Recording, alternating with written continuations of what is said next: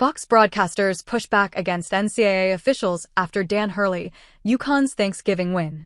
Dan Hurley-led UConn Huskies recorded their sixth win of the 2025-26 NCAA season on Thursday.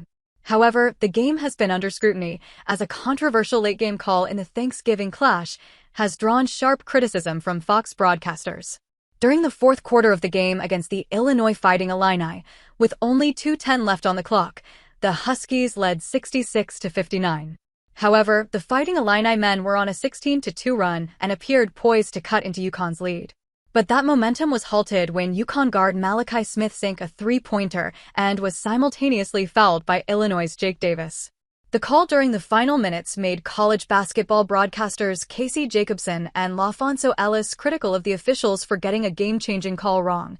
That controversial three, which I thought was a terrible call on two fronts, Jacobson said as per the Telegraph.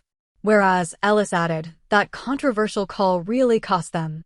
It should have been 66-59 with them, with the basketball, with the opportunity. If they make two, they're down 5 or make a 3-ball down 4.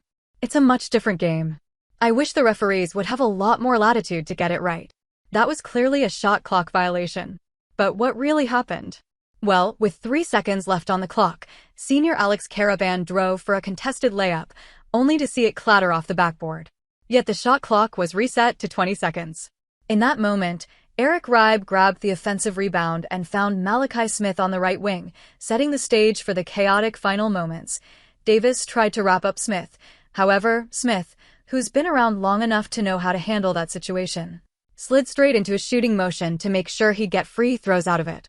And so he launched from well beyond the arc, nearly 30 feet, and the shot dropped cleanly, sending the crowd at Madison Square Garden into a frenzy.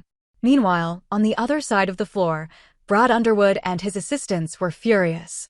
They were waving at the officials, trying to get them to address the earlier shot clock mistake as the celebration unfolded around them. The game was briefly paused for nearly 5 minutes as officials, James Breeding, Keith Kimball, and Paul Selk, reviewed the play. The situation should have been straightforward. The officials could have ruled a shot clock violation on UConn, wiped away the three-pointer plus the foul, and given Illinois the ball. And if the clock had been reset by mistake, then UConn should have simply received the ball back with the 2 seconds that were actually left. But that's not what happened. The officials let the play stand as if nothing unusual had occurred. Viewers were told that the crew believed an earlier UConn attempt had touched the rim, supposedly justifying the reset. Despite the controversy, the foul call gave Smith a chance for a 4-point play, and as he sank the free throw, the Huskies' lead extended to 70-59. The game ultimately ended in favor of Dan Hurley's team with a final score of 74-61. However, with the season moving forward, Illinois coach Brad Underwood is already looking forward, learning from this matchup, and coming out to be better than ever in their upcoming games. What's next for the Brad Underwood-led Fighting Illini? With this loss under their belt, the Illinois Fighting Illini are 6-2 in the season so far. The only other loss they have recorded was against the Alabama Crimson Tide on November 19th. Except for these losses, the team has won all its matches with an average score difference of 29.6. Now, as they move forward, in a post-game interview, the coach opened up about his plans to make his team grow before upcoming games. We better get tougher. It's nice we've got guys in practice.